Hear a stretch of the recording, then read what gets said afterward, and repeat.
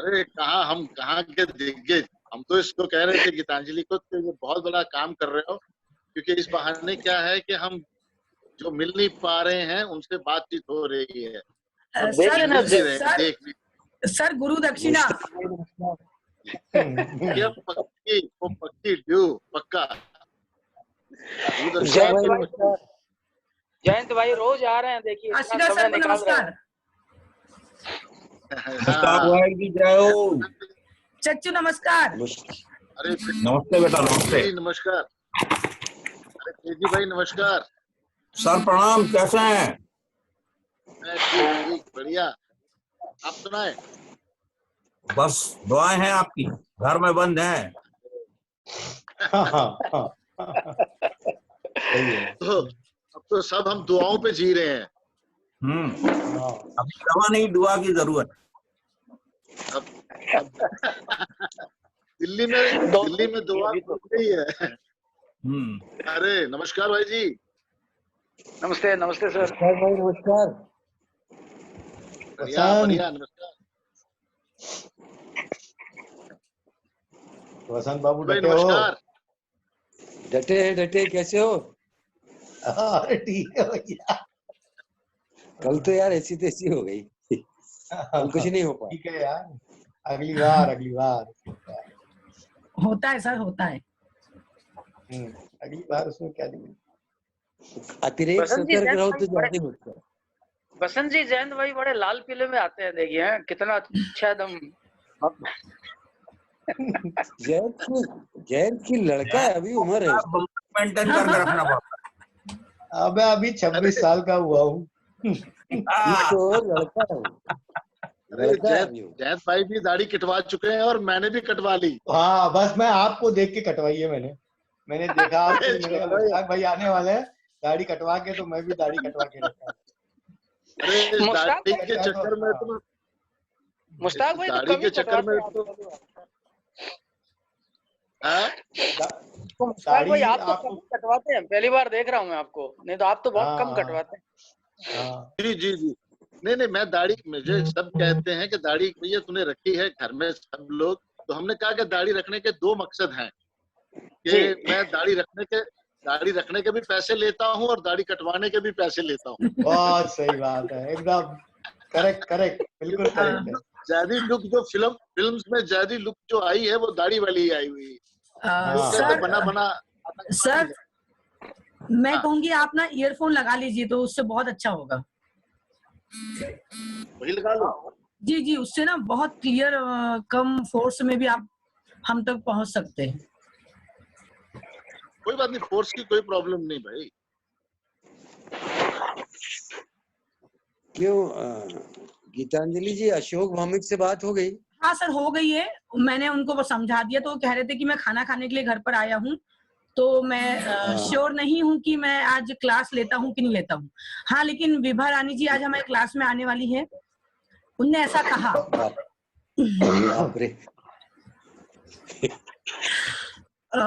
जयंत, विभा रानी आ रही है?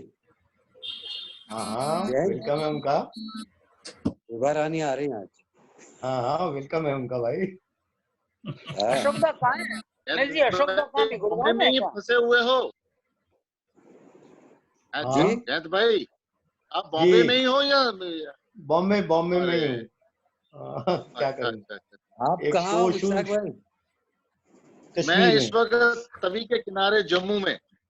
क्या बात, मजेदार है। सही है, अभी बहुत सही जगह पे हैं आप। सही जगह। हम लोग तो साला फंस गए शहरों में। आप बहुत सही जगह। हाँ, तो बिल्कुल सही जगह। नहीं, पहले घर मेरा जम्मू में शहर में था, लेकिन मुझे 4-5 साल हुए मैंने शिफ्ट कर लिया। तवी के किनारे एक थोड़ी सी पहाड़ी है, उसके जैसे वहीं पे घर है। क्या बात, बहुत बढ़िया, वाह। ये शहर का शोर शराबा नहीं। बलवंत का घर भी वहीं कहीं है? नहीं, वो आगे वो गांधीनगर की तरफ, वो दूसरी साइड में, वो शहर में है। वो शहरी बाबू है, हम गांव वाले हैं। उनका गांव भी है ना? वो भी गांव में रहते हैं ना मुश्ताक भाई?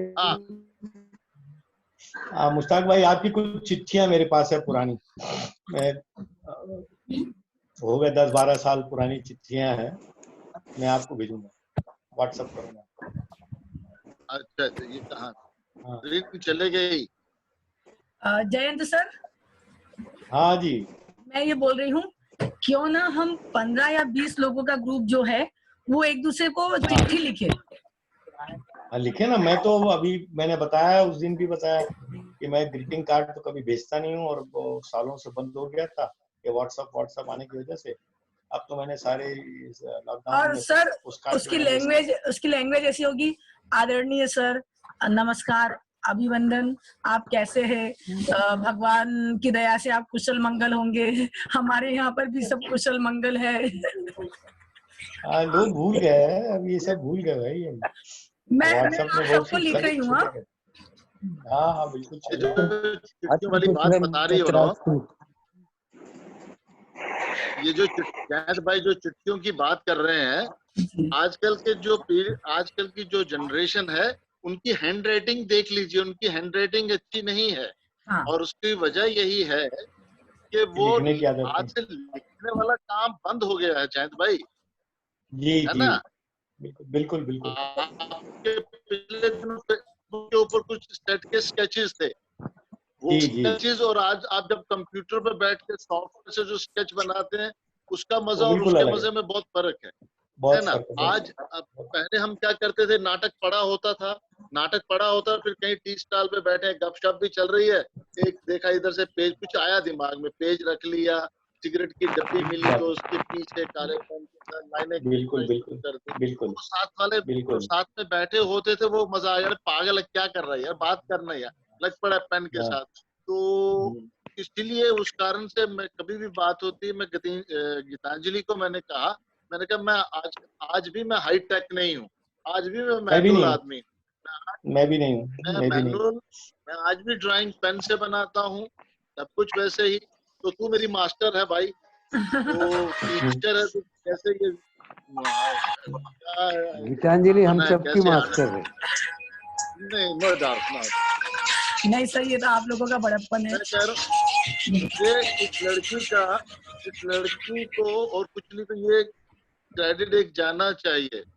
हम इस कोरोना को एक दूसरे एस्पेक्ट से देखें कि इस कोरोना को तो जो है सो है, लेकिन हमें इसने घर बिठा के कितने लोगों से मिला दिया, कितने लोगों से हम बातचीत आज कर रहे हैं। हम मतलब इसका एक अलग सा आ रहा है, एक मतलब क्रिएटिविटी में भी एक रेवोल्यूशन है इसका। आने वाले वक्त में आप देखिए, अब मैं जो सोचने पे बैठ गया हूँ, कि मैं एक how I designed and conceive the digital theatre, how कैसे किया जाए। ठीक कह रहे हैं। आप ये मान के चलिए दिसंबर तक तो कोई गैदरिंग वाली एक्टिविटी नहीं होने वाली। बिल्कुल बिल्कुल नहीं होगी। कितना पढ़ेंगे आप? पढ़ लीजिए, निकल जाएगा। कितना पढ़ो। हाँ, और उसके बाद भी इतना ज्यादा नहीं हो पाएगा जैसे अपन करते थे, थोड़ा सा टाइम लगेगा। हाँ, चल रहा है वो।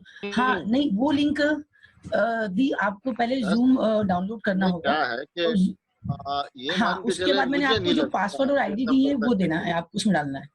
आप हमारे एक मिनट हेलो, हाँ। हमारे यहाँ जम्मू में कल तक ऑरेंज जोन था, कोई नोटिफिकेशन नहीं आ रहा। हाँ, आज सुबह न्यूज में देखा तो रेड जोन में कन्वर्ट हो गया हुआ। अरे बाप रे, अरे बाप रे। हाँ, तो ये तो आजकल वही मैं कह रहा था कि जो आप कह रहे हैं खत लिखने वाली बात, तो आजकल स्कूल बच्चों का काम होता है तो वो भी नेट से कॉपी कट पेस्ट करके टेप के जाके टीचर को दिखा देते हैं। हाँ हाँ, सही बात है ना? यही हो रहा है। आप किसी बच्चे को असाइनमेंट दे दो, वो हम बातें कर देते हैं। कभी कभी मुझे जाने का मौका मिलता है किसी एकेडमिक में, हम बात करते हैं, अच्छा बेटा कल ये वाला चीज पे कुछ लिख के ले आना, वो सब निकला होता है कॉपी कट पेस्ट। अब जयंत भाई आपको तो पता ही है कि आपके स्कूल के टाइम पर भी वो कंप्यूटर से इतना कुछ नहीं निकलता था। हाँ, ठीक बात है। आपको ड्राइंग बनानी पड़ती, जी हाँ, है ना? जी और आज आप देख लीजिए, आज मतलब आज वो ज्यादा कामयाब आदमी है जिसकी प्रेजेंटेशन लैपटॉप के ऊपर हो, टाक करके खोल बहुत सही, दिस एंड बहुत दैट सही। दैट एंड है ना, फटाफट फटाफट। अरे यार मेरा देख लो यार, मैं कह रहा हूँ यहाँ 6 इंच लगेगा और नहीं मानेंगे। ये हम लोग पिछड़ गए, हम लोग पिछड़ गए। नहीं नहीं, बेसिकली पिछड़े नहीं है, पिछड़े नहीं बोलना चाहिए, पिछड़े कहना थोड़ा सा मुझे दौड़ लगता में है तो गलत पीछे हो गए, जैन दौड़ में पीछे हो गए। नहीं नहीं नहीं क्योंकि नहीं, अभी भी मुश्ताक भाई ने सही कहा, अभी भी कुछ विचार आता है तो हम कलम ही लेते हैं, वो लिखते हैं। चलिए सर, नहीं कहते। एक मैं हाँ बोल गीतांजलि। हाँ बोलो। अभी एक की और मैं मास्टर बन गई हूँ, उनको बता रही थी कैसे करते हैं। विभा दी है, उनको नहीं आ रहा है करते हुए, उनको ज्वाइन करते हुए नहीं आ रहा है। बता दिया ना आपने, वो ट्राई कर रहे हैं। हो जाएगा। तो सर मैं विधिवत ये जो हमारी क्लास है उसकी शुरुआत करती हूँ। नमस्कार करती हूँ सर मैं सबको, आपको और मुश्ताक सर को नमस्कार करती हूँ और धन्यवाद देती हूँ कि सर ने हमारे लिए समय निकाला और आज हमारे बीच में उपस्थित है, इसके लिए आपका सादर धन्यवाद। नमस्कार। सर अब ये क्लास आपके हाथ में है, आप इसे जिस दिशा में ले जाना चाहते हैं ले जाइए। Thank you Gitanjali, thank you. हाँ जी, आप शुरू करें, इसके पहले एक प्रश्न मैं पूछ रहा हूँ। हेलो मुश्ताक भाई। जी जी जी, पूछिए। जी जी सुन रहा हूँ।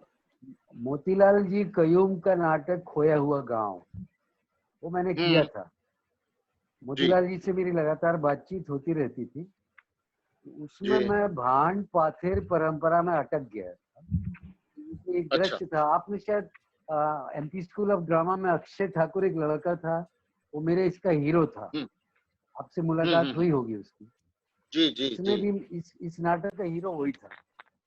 तो भाड़ पाथेर परंपरा में मेन उस समय मुझे ये लगा ये केवल किसान लोग ही करते हैं, या जैसे हमारे यहाँ भांड परंपरा है या पंजाब में भांड परंपरा है या इस तरफ को है। तो वो एग्जैक्टली जो उस नाटक में जब मैं भांड परंपरा पे काम कर रहा था तो मोतीलाल जी से, उनके बेटे से भी काफी बात हुई थी। तो मैंने बोला नहीं, मुझे नेट पे और इस पे तो मिल जाएगा, पर मुझे एग्जैक्ट चीज थोड़ी सी बताना, जैसे कॉस्ट्यूम्स उन लोग जो अट्रैक्शन के लिए पहनते हैं या पर्टिकुलर क्या चीज करते हैं, या कौन सा वर्ग है जो भांड परंपरा, और आज भी क्या भांड पाथेर परंपरा चालू है। जैसे आपने मोतीलाल कीमो जी के नाटक का जिक्र किया, खोया हुआ गांव, वो उनका एक किताब, किताब है जिसमें 3 नाटक हैं। वो मूल कश्मीरी में थे, तो वो हिंदी में उसको साहित्य अकेडमी पुरस्कार भी उसी किताब को मिला था। और खोया हुआ गांव जो ये, उसमें जो तीनों नाटक है उस पे मैंने उसको लेके मैंने टीवी सीरियल भी बनाया हुआ है। और एमपी स्कूल ऑफ ड्रामा में टीवी के लिए सीरियल भी बनाया था उसका मैंने। जी, किस नाम से था वो सीरियल? वो नाटक त्रुच के नाम से, त्रित नाटक। ठीक है। तो जो आप भांड पत्थर की बात कर रहे हैं, भांड पत्थर अगर देखा जाए तो हमारा एक यूनिवर्सल जैसी चीज है। जितना नॉर्थ वाला पोर्शन जितना है, जितने भी हमलावर आते रहे हैं वो नॉर्थ पे आते रहे, है ना। और नॉर्थ में क्या रहा कि हमारी कोई अपनी परंपरा जो भी थी रंग कर्म की, वो महफूज कभी नहीं रही, रुक के कभी नहीं। आप यूपी में नौटंकी की बात कर लेंगे तो वहां भी 2 पात्र आ जाते हैं, रंगला नायक, ठीक है। अगर आप पंजाब में चले जाएं, वहां भी नकाल 2 आ जाते हैं। तो इसी तरीके से भांड पत्थर में भी 2 ही कैरेक्टर आते हैं, बूढ़ा मस्करा और जवान मस्करा, या कभी इसमें गोपाली आती है। और ये जो भांड पत्थर वाली शैली है, ये संस्कृत थिएटर से, संस्कृत थिएटर के एलिमेंट्स इसमें हैं। जैसे वो जो रंग पट्टी वाला है, तो कश्मीरी में चादर बोलते हैं, एक बड़ी सी चादर ली जाती है, जो आपने देखा होगा कश्मीरी ओढ़ते हैं चादर, है ना। वो चादर ओढ़ते हैं ना सर्दियों में। जी जी। सर्दियों में चादर जोड़ते, उसको रंग पट्टी के तौर पे इस्तेमाल किया जाता था। और ये भांड पत्थर जो है, ये किसान लोग, गांव के लोग ही करते। और इसमें एक दो चीजें ऐड हो गई बाद में, ये तो मस्करी के तौर पे रहे हैं। और इसमें पोथर जो है वो संस्कृत का वर्ड है, ड्रामा। फिर इसमें शाह पोथर है, अंग्रेज पोथर है। मतलब शाह पोथर जो है वो पठान पोथर, मतलब पठान का ड्रामा। अंग्रेज पोथर आएगा तो अंग्रेज का ड्रामा। फिर जंगल पोथर जो गांव, उस तरीके से है। लेकिन इसमें जो करने की विधा थी वो वही मस्करे वाले ही उनका स्टाइल होता है। उनका gesture, poster, larger than life हम ले जाते हैं, और ये गांव में होता है। और जब ये इसका मंचन में वो करेक्टर कमाल के हैं। अगर जो आज भी कुछ लोग हैं भांड पत्थर करने वाले बुजुर्ग लोग हैं, लेकिन मैं पिछले दिनों उनको अभिनव थिएटर में देख रहा था, हमारे यंग एक्टर से ज्यादा एनर्जी के साथ वो कर रहे। रही बात आपका खोया हुआ गांव में वो जो दो कैरेक्टर थे, क्योंकि जो आपका स्टूडेंट था वहां पे बच्चा, उसने मुझे बाद में बताया कि सर हमने नाटक ये किया है।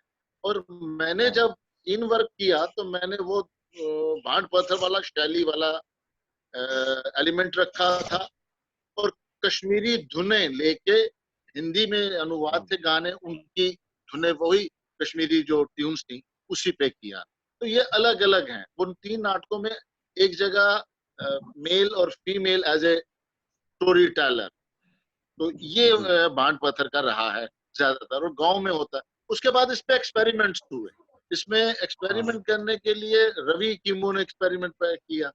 वो शायद आपको मालूम होगा, संगीत नाटक अकेडमी की यंग डायरेक्टर स्कीम थी, जिसमें रतन श्याम जी का चक्रव्यूह है। हाँ, हमारे यहाँ से ईश्वरी गया था, ईश्वरी आया था। रतन श्याम जी का चक्रव्यूह था, रतन श्याम जी का चक्रव्यूह,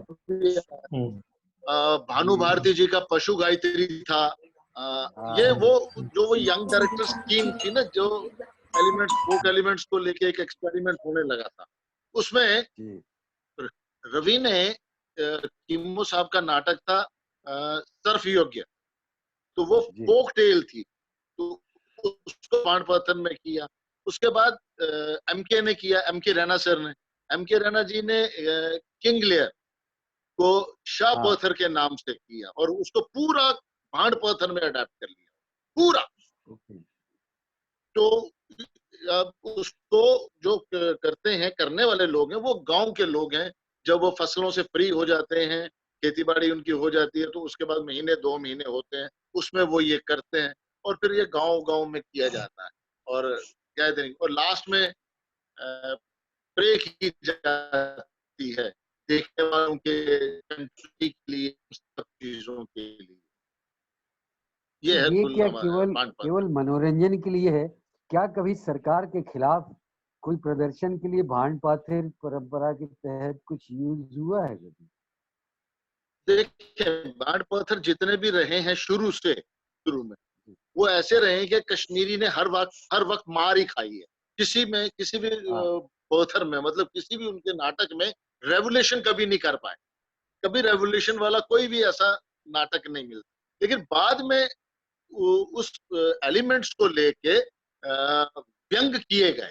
व्यंग है उसमें, सिस्टम पे व्यंग है, आपकी सोसाइटी पे व्यंग है उसमें। हाँ, वो राजा के यहाँ भी जाके वो करते थे तो व्यंग ही करते थे।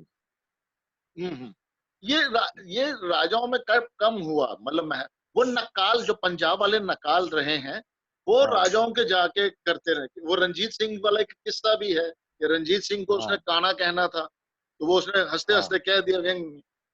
लेकिन भांड पत्थर में ज्यादातर पब्लिक के उसके एंटरटेनमेंट के लिए ज्यादातर करना। थैंक यू मुस्ताक भाई। सर, मैं आपसे एक सवाल पूछना चाहूंगी। पाथेर का मतलब क्या होता है? पाथेर वो संस्कृत में ड्रामा। अच्छा, ड्रामा को पाथेर बोलते हैं। पोथर मतलब, इसीलिए शाह मतलब अंग्रेज पोथर, अंग्रेज इंग्लिशमैन ड्रामा, उसमें अंग्रेज आता है और उनको ऑडियो वीडियो चेक करो। Thank you sir, thank you. अब आप कंटिन्यू करिए। हाँ, उसमें जी पूछिए पूछिए। विभा जी हमारे बीच में है। ऑडियो इधर। हेलो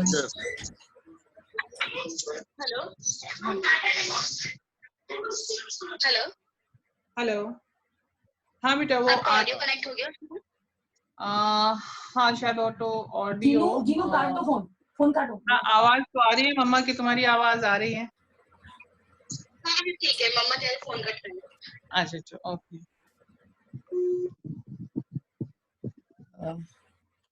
ठीक है सर, आप सॉरी मैं आपको डिस्टर्ब करा, आप नहीं कोई बात नहीं, कोई बात जी बोले।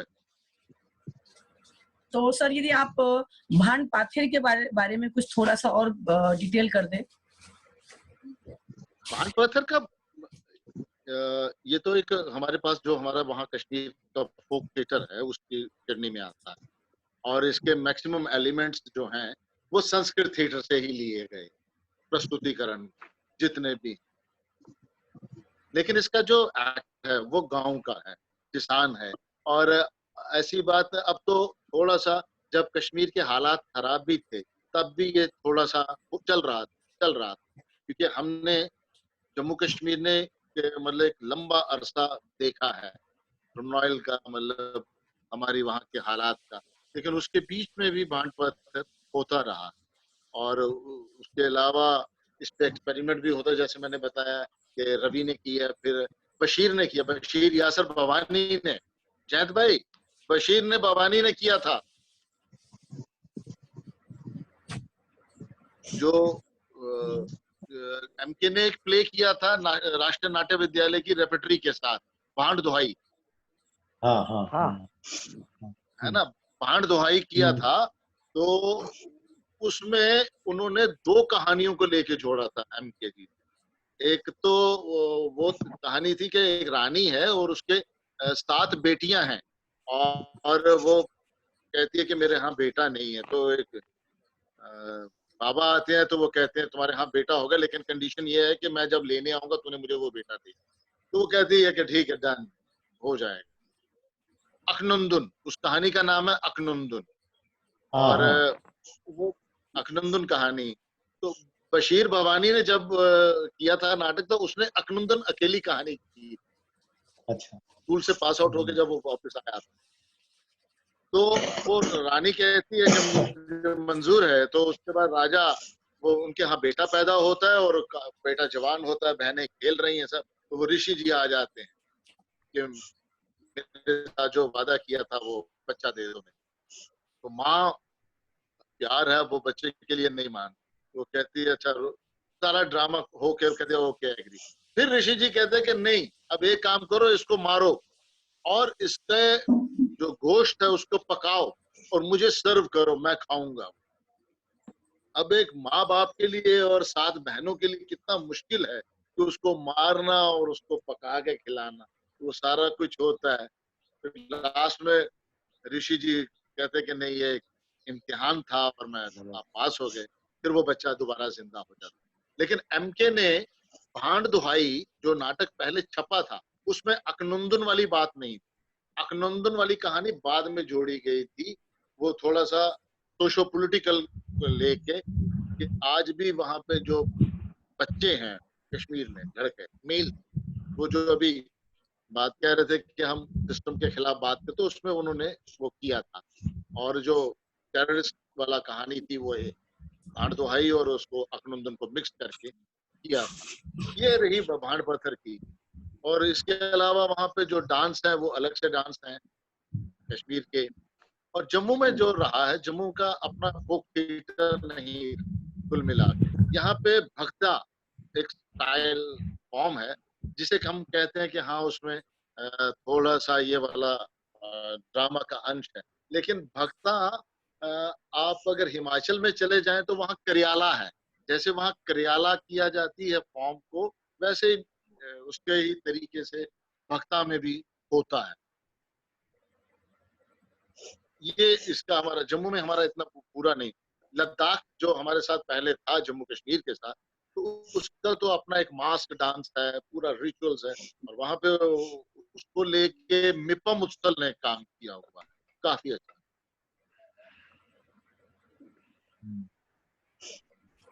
सर इसमें क्या पौराणिक आख्यान भी रहते हैं? नहीं, बाद में इसमें जब इस पे एक्सपेरिमेंट होने, एक नई पीढ़ी जब आ गई, नए लोग आए, तो उन्होंने अलग अपने अपने तरीके से इसमें एक्सपेरिमेंट्स किए हैं। इसमें लोग का जो फोक टेल थी वो ली, कुछ मिथ का इस्तेमाल, मिथ को ली। रानी दिद्दा, जिसका जिक्र आपको कलहन की रायतरंगिणी में मिलता है। कलहन की रायतरंगिणी जो है वो पहला संस्कृत काव्य है जो सोशो पॉलिटिकल सिनेरियो पे लिखा गया, और राजतरंगिणी जो लिखी गई थी वो महाराजा नहीं लिखवाता था, वो कलहन ने जो देखा था वही लिखता था। नहीं तो हिस्टोरियन तो यही रहा ना कि महाराजा लोग उनसे लिखवाते रहे अपने बारे में, लेकिन कलहन ने जो देखा था वही लिखा था। कलहन की उसको, और उसमें ही रानी दिद्दा जो है वो लास्ट वुमेन जिसे हम कहते हैं, जो रानी रही हैं कश्मीर, जिसका जिक्र कलहन की रायतरंगिणी में मिलता है। जी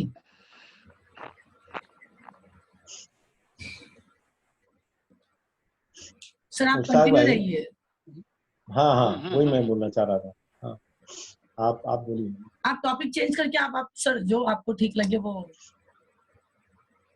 नहीं, जैसे आपके, अच्छा मैं थोड़ा सा इस जम्मू से रंगमंच का सफर का लेके, और जितना मेरा अपना वो रहा बाहर का सफर, क्योंकि जो हमारी नई पीढ़ी है, अगर नए बच्चे कुछ सुनने या जुड़े हुए हैं तो उन लोगों के लिए भी है, और हमारी जो आजकल एक प्रॉब्लम्स हम जूझ रहे भी हैं और अलग अलग चीजों में फंसे पड़े हैं।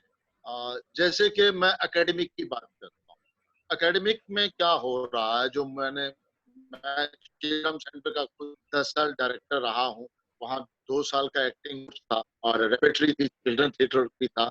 उन सब चीजों का एक अनुभव जो मेरा रहा वो भी था, वो थोड़ा सा शेयर करते हैं कि एकेडमिक में जब हम बच्चे के स्टूडेंट्स के साथ काम करते तो हमारे डायरेक्टर्स जो बच्चों के साथ काम कर रहे होते हैं वो शायद एक चीज भूल जाते हैं कि वो टीचर स्टूडेंट्स प्रोडक्शन प्रोसेस है, वो डायरेक्टर एक्टर प्रोडक्शन प्रोसेस नहीं।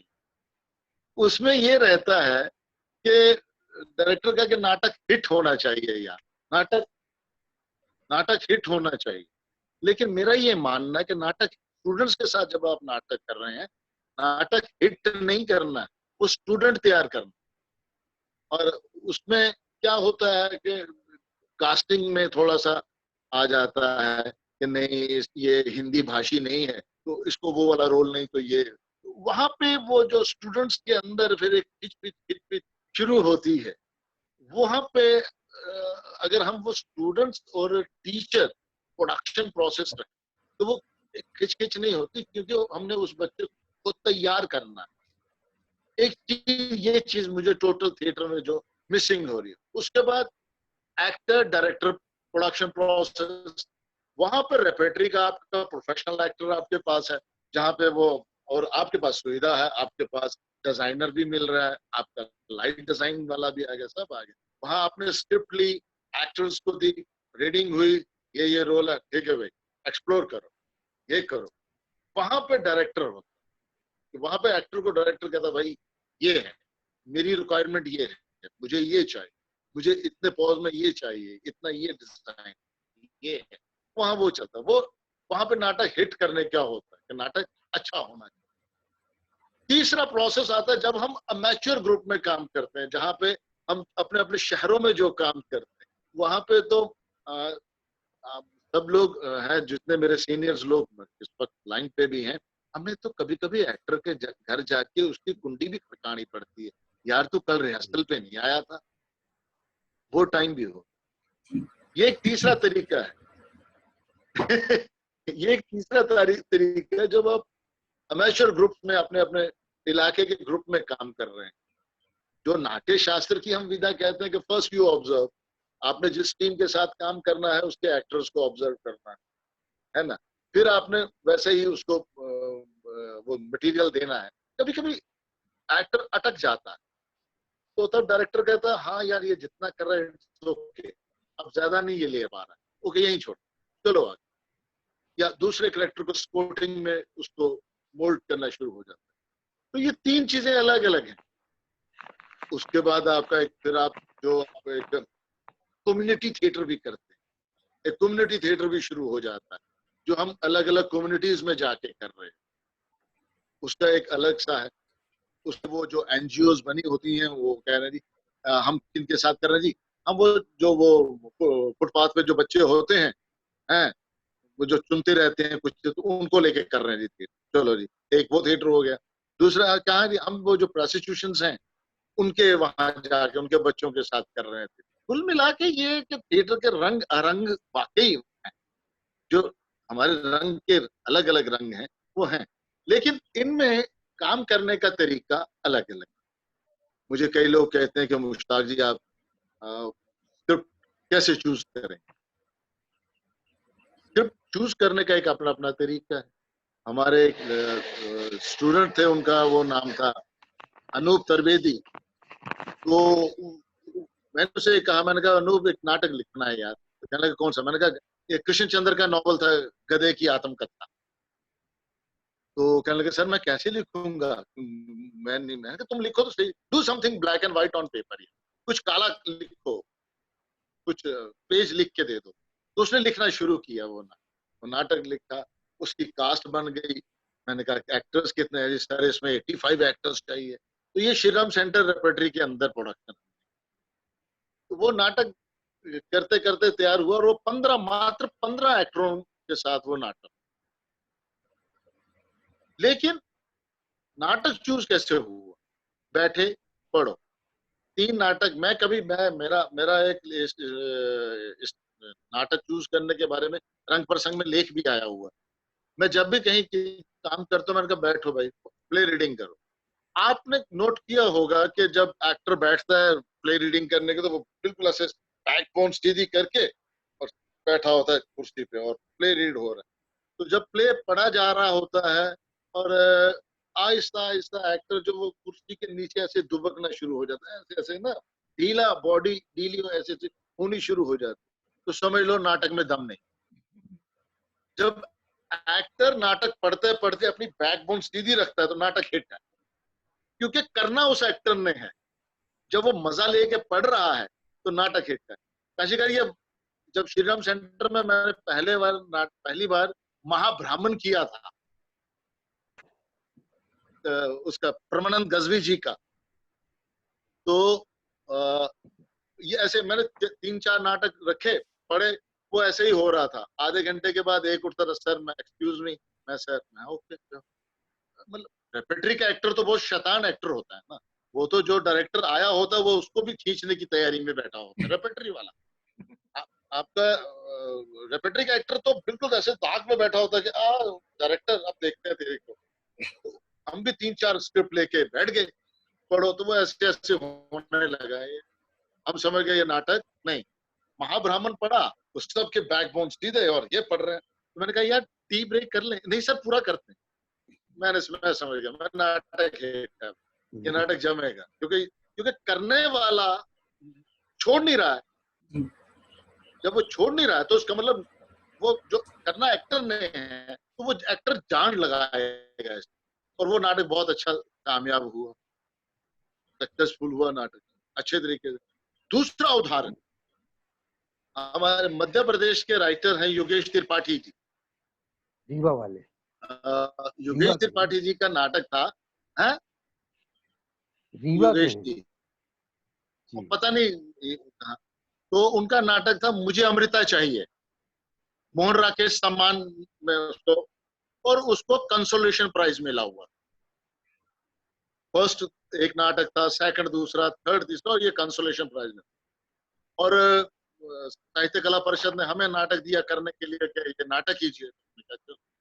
मैंने नाटक एक्टर्स को दिया पढ़ने के लिए, तो उन्होंने पढ़ के बोला, अरे सर क्या नाटक नहीं है सर, नहीं है ये रेपेटरी में, ये नाटक नहीं होता है सर। अब मैं चुप करके सुन रहा था, एक्टर है, मतलब रेपेटरी का एक्टर नाटक करने के लिए तैयार नहीं हो रहा था। फिर मैंने लास्ट में कहा, भैया ये एक सरकारी असाइनमेंट है, इसमें साहित्य कला परिषद पैसा दे रहा है श्रीराम सेंटर को, और ये नाटक करना चले। उसमें कुछ इम्प्रोवाइजेशन करना शुरू किया, थोड़ा सा एक्सप्लोर करना। तो एक्टर शैतान होता, जैसे मैंने कहा, मतलब बाप रोने का सीन कर रहा है और कथक डांस में कर रहा है, डायरेक्टर को खींचने के लिए जो होता है एक एक्टर की। हम देखते रहे। मैंने कहा, उसके बाद मैंने स्क्रिप्ट को चॉपिंग वॉपिंग करके नाटक तैयार, और मैंने डबल कास्ट कर दी, और हालत ये एक्टर की कर दी डबल कास्ट। उसके बाद एक्टर खुद ही आए, एक कान में कहता है, मैं क्राउड वाले सीन में खड़ा हो जाऊंगा, मैं ये करेक्टर नहीं करता, ये सिंगल कास्ट। मतलब मैं अपने सर पे कुछ नहीं लेता, मैं एक्टर से ही हाँ ना करवाता था कि तू बोल के तू नहीं कर सकता। वो नाटक तैयार हुआ, नाटक का शो हुआ, और नाटक का शो बहुत कामयाब शो हुआ। योगेश त्रिपाठी जी भी वहीं थे दिल्ली में, और मंच पे आके उन्होंने कहा कि मुझे अपने नाटक का प्रथम पुरस्कार मिला, और वो नाटक बहुत चला फिर। उसके बाद हबीब साहब ने किया वो नाटक, तो हबीब साहब ने लेडी श्रीराम कॉलेज के साथ किया, और अनूप त्रिवेदी लड़के को पूछा, यार ये नाटक मुश्ताक ने किया कैसे है? फिर अनूप ही उसमें एक्ट कर रहा था, उसने कहा सर इसको यहाँ से ये काटा था, ये काटा था, ऐसे ऐसे कर। तो मेरा कहने का मतलब कि नाटक का चयन करना और नाटक को ट्रीटमेंट देना, ये एक्टर और डायरेक्टर के बीच का एक जद्दोजहद चलती रहती है। इसके लिए ये रेपेटरी का अनुभव है, लेकिन अमेच्योर ग्रुप में आपने स्क्रिप्ट चुनना है और सीधा बच्चों को बोलना, आओ भाई ये नाटक करना है। अच्छा, वो सवाल भी नहीं पूछेंगे, मुसीबत एक और हो जाती है, अब कोई सवाल नहीं पूछेगा तो यहाँ से कुछ निकलता नहीं, उनको बता देना होता है ये करो ये करो ये करो। स्टूडेंट्स के साथ जब नाटक करते हैं तो वो एकेडमिक तरीके से करना पड़ता है कि भैया ये कैरेक्टर ये करो, तुम करोगे, अच्छा भाई कल तुम ये कैरेक्टर करो। मैं जब स्टूडेंट्स के साथ काम करता था तो मैं उसमें एक कैरेक्टर के लिए तीन कास्ट किया करता था, 3 कास्ट। लेकिन आज मतलब कल कौन सी कास्ट शो करे ये पता नहीं होता। इंस्टेंट एक्टिंग, जो इंस्टेंट एक्टिंग हम कहते हैं, इंस्टेंट नहीं करना का मालूम नहीं, कोई फिक्सिंग नहीं है कि मैं मूव करूंगा तो तू इधर मूव करेगा। तो वो क्योंकि एक्टर को, स्टूडेंट्स को तैयार करना है कि तुमने दिमागी तौर पे कितना तैयार रहना है, तुमने टेक्स्ट को लेके कितना तैयार रहना है। आज तो ये हालत हो जाती है, कभी कभी इंटरव्यू में बैठे होते हैं तो बच्चों को पूछते, अच्छा बेटा सर मैंने वो नाटक किया है, ये किया है, मैंने वो विजय तेंदुलकर जी का घासीराम कोतवाल किया है। हम उनसे अगर पूछ लेना कि भैया इसका अनुवाद किसने किया, नहीं पता। सबसे बड़ी आज की त्रासदी ये है कि आप ट्राई कर लो, मैं दावे के साथ कह सकता हूँ, किसी बच्चे को कह दो गिरीश कर्नाड के 7 नाटकों के नाम बता, नहीं बता पाएंगे। सर हमारी वीडियो कटने वाली है तो आप फिर से रिज्वाइन करिएगा।